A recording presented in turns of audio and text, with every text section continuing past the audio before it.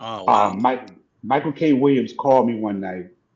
He was like, "Yo, bro, I got somebody you need to meet. We got to get her on the show."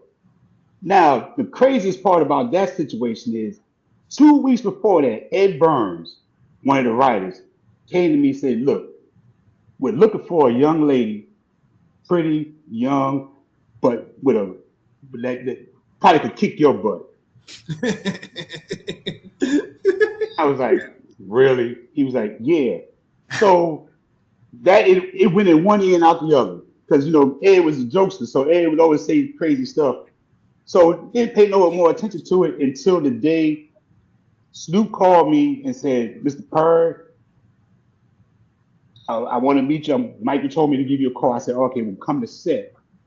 I told him where he was. I was sitting at the church. David Simon, Ed Burns, George Pelecanos. They was having a writers meeting inside the church. So they called me over to walk and they're like, "Perry, somebody's here to see you." I said, "Send him to the church." I had never met Snoop. Didn't know what she looked like. So when she's walking towards me, I thought it was a little dude walking towards me. Until she started talking, I was like, "Oh, what the?"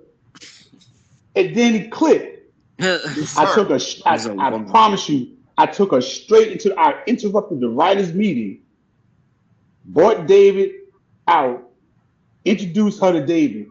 David took her inside the church, introduced her to Ed Burns and all of them, the writers that were there, and it went from Rich there. sister.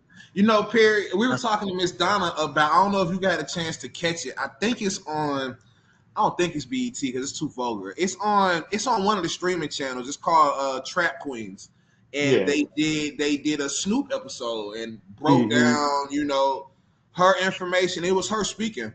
And I was telling my crew, like, I didn't know all of that stuff about Snoop. Like, I knew some of it, but I didn't know exactly how active she was at such a young age. I didn't know how active she was while shooting.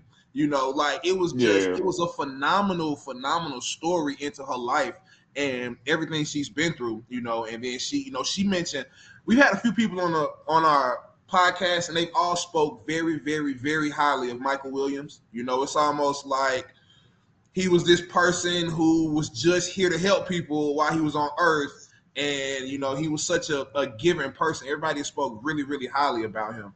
So just the fact that he was able to see her in a club and be like,